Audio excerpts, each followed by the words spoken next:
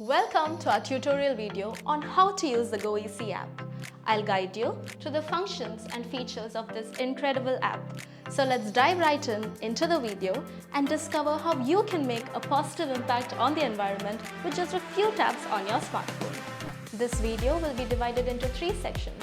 Let's move into the first part, how to download the app. Go to the App Store, type GoEasy on the search bar and click on the install option. Wait until the app is being downloaded.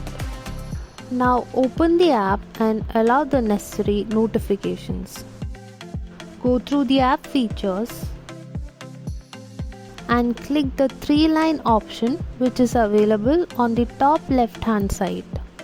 Give the necessary details like phone number and finish the verification process by entering the OTP number.